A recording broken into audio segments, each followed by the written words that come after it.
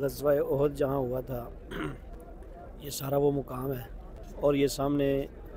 احد میں شہید ہونے والے دو صحابہ کرام، ان میں سے ایک نبی صلی اللہ علیہ وسلم کے چچا ابو حمزہ اور دوسرے مصعب بن عمیر، یعنی کہ یہاں 70 صحابہ کرام رضوان اللہ علیہم اجمعین کی قبریں ہیں۔ اور یہ سامنے احد پہاڑ نظر آ رہا ہے، یہ سارا احد پہاڑ ہے، یہاں غزوہ احد ہوا تھا،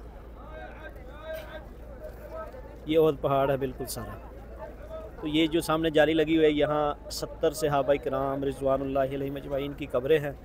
جن میں نبی صلی اللہ علیہ وسلم کے چچا ابو حمزہ اور مصعب بن عمیر کی قبر ہے، باقی صحابہ کرام کی۔ اور یہ جو احد پہاڑ ہے، اس کے بارے میں یہ بھی کہا جاتا ہے کہ اگر اوپر سے اس کی تصویر لی جائے تو یہ لفظ محمد بنے گا۔ یہ قبریں بالکل واضح نظر آ رہی ہیں، حضرت حمزہ رضی اللہ تعالیٰ عنہ اور حضرت مصعب بن عمیر رضی اللہ تعالیٰ عنہ کی۔ احد کے ساتھ یہ جو درہ جس پر رسول اللہ صلی اللہ علیہ وسلم نے صحابہ کی ڈیوٹی لگائی تھی کہ اس کو نہیں چھوڑنا، تو صحابہ کرام رضوان اللہ علیہ مجمعین نے جب دیکھا کہ ہمیں فتح ہوگی تو اس کو چھوڑ دیا، تو اس درے کو چھوڑا،